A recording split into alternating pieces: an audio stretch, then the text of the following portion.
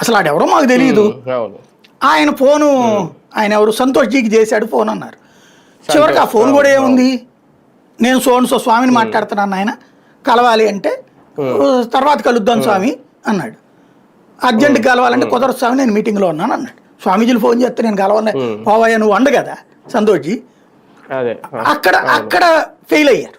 సంతోష్తో సంబంధాలు ఉన్నాయని ఎస్టాబ్లిష్ చేద్దాం అనుకుని, సంబంధాలు ఉంటే వెంటనే తీసుకెళ్తారు కదా. వీళ్ళందరినీ కేసీఆరే సృష్టించాడు. ఆ విషయం అప్పుడు అందులో దొరికినోడు చెప్పాడు కదా ఒకడు, కేసీఆర్ నన్ను ఇట్లా చేయమని చెప్పేసి ఇప్పుడు నన్ను ఇరికిచ్చడం ఏంటి అని అడిగాడు కదా. అంటే గందరగోళం అయిపోయింది. అది వాస్తవంగా ట్రాప్ ఏదో సృష్టించబోయి అదంతా బీఆర్ఎస్ సృష్టి అన్నది స్పష్టమైపోయింది. ఇప్పుడు బాలరాజు తర్వాత నడిచింది. ఇప్పుడు ఇక్కడ లిక్కర్ దాంట్లో కూడా ఇప్పటిదాకా ఆ ఎస్టాబ్లిష్మెంట్ కుదరట్లా.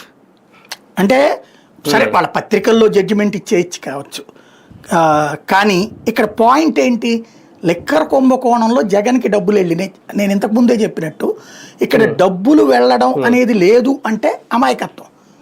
ఖచ్చితంగా డబ్బులు వెళ్తాయి, అవినీతి జరుగుతుంది. దానికి ముగింపు ఎక్కడా అన్నదే ఇక్కడ ప్రశ్న. ముగింపు ఎక్కడా అంటే ఎలా ప్రూవ్ చేస్తావు నువ్వు? తినలేదు అని చెప్తే రాజకీయ నాయకుడు తినడండి ఆయన చాలా నిజాయితీ పరుడు అని చెప్తే నోటితో కూడా నవ్వరు ఎవరు. అది జగన్కైనా వర్తిస్తుంది, బాబుకైనా వర్తిస్తుంది, ఇద్దరికీ వర్తిస్తుంది, అందులో డౌటే లేదు.